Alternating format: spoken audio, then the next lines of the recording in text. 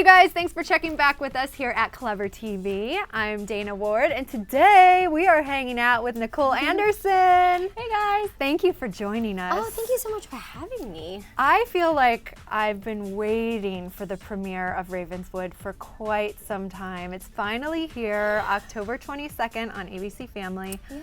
How do you feel now that this big project that you're a star in is about to debut? I don't think it's quite hit me yet, you know what I mean? We've all been working really hard and making this television show and just so like knee deep into the process, and now that it's like, you know, only a week away, we're like, oh my gosh, you guys, it's like, it's really happening. We're all really, really excited. We're just, we can't wait to see how it all turns out, and hopefully everyone will like it. I know that I already love it and I haven't seen it yet, Oh, but just saying. So for anyone who has been living under a rock, fill us in. What is the storyline of Ravenswood? Who are the characters? What are we gonna learn about this new town?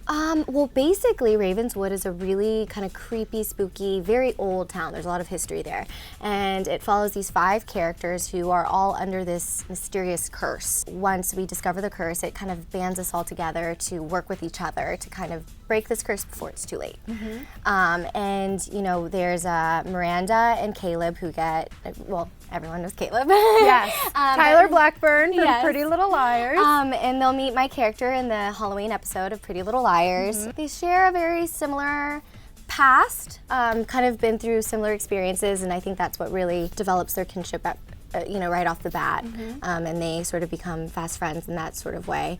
And then there's Olivia, the princess who, you know, had it all and then lost everything after a really unfortunate event. And then her twin brother, Luke, who's kind of the bad boy, just always causing trouble. And then Remy, who is very smart, quirky, and, you know, is always that kind of go-getter that doesn't settle for anything less than what she wants. You know, if she wants to know something, she's going to do everything to figure it out. So Yeah. Yeah. And speaking of the close bond that we're going to see between Miranda and Caleb, I've been doing my best to stalk out any photos, any clips that have been revealed yet from Ravenswood. And there's a lot of photos of the two of you guys in a cemetery. And you're actually looking back at a face of Caleb. I mean, it's really eerie. Yeah. What's going down in this cemetery, and are we going to be there a lot this season? Oh yes, there's a lot of happenings in this cemetery, this above ground cemetery that we it's kind of become our second home. The tombstone with Caleb's face is all a part of the curse, and people will definitely get to learn more about that as the show progresses. And you know, we're just there trying to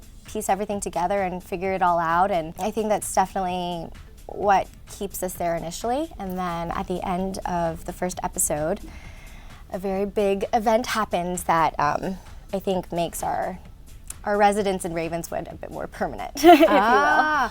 Oh, because you guys come in just as visitors, right? You're Yeah. both new to the town. Definitely. I mean, Caleb is there to follow Hannah. I think she's there on a lead following A, right. as per usual. And, you know, Miranda is heading to Ravenswood to find her long-lost uncle. She's kind of been in and out of foster homes all of her life, and she's hoping that, you know, she can kind of find a new place to call home with her uncle. And Caleb, you know, finding that out about her on the bus, naturally he's like, well, I've had quite a complicated history with my uncle/father, so let me help you out, let me look out for you. So that's what he does. And at the end of the Halloween episode, Hannah kind of gives Caleb her blessing and more of a request to say, you know what, I really think you should stay behind and look after Miranda, keep an eye on her, make sure she's all right.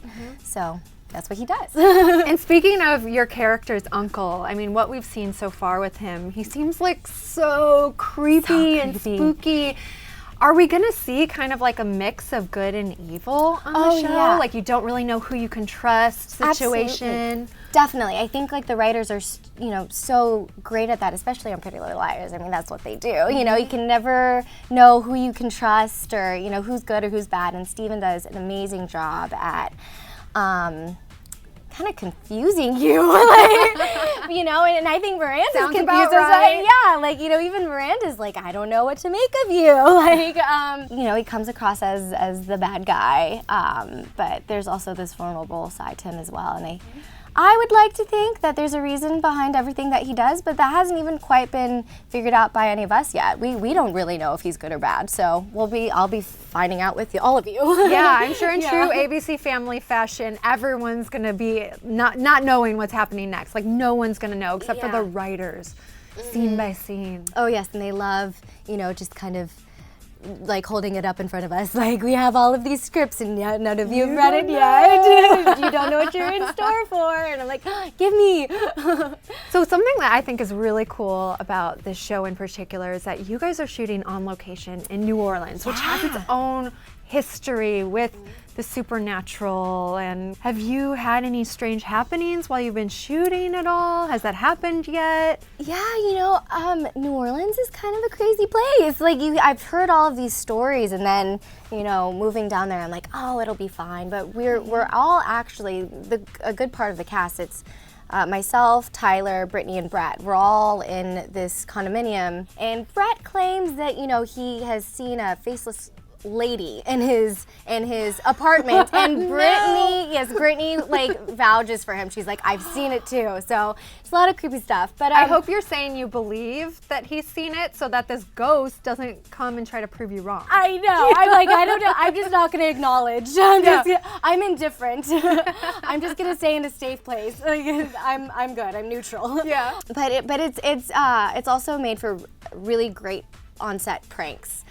Steven actually got Tyler really, really good. We were shooting in this abandoned hospital, this old children's hospital.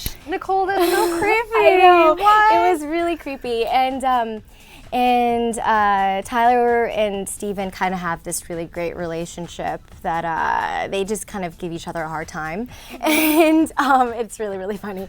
But basically, Tyler was just kind of like, oh, this is kind of a creepy place. So Steven decides to find voice recordings of like children's laughs. No. And like follows Tyler around and just kind of like randomly presses the button. So Tyler is just like, just kind of freaking out all day, like, where is that coming from? He got so paranoid, he was telling the producers, like, I don't think we should shoot there anymore. I think it's really haunted. Yeah. He called his mom and was like, Mom, like, I don't know what's happening. This is crazy. He let it go on for a whole week of like Tyler just thinking that like, he just like left this extremely haunted place. And then finally, like Steven was like, hey Tyler, does this sound familiar? And like pushes the recording on his phone, and he's like, seriously? It was the funniest thing. I can't wait for Tyler to get him back. I know. I was like, oh, you just opened a can of worms. But it's good, it's fun. Thanks you guys, I'm Dana Ward with Nicole Anderson, and we'll see you guys next time. Bye guys.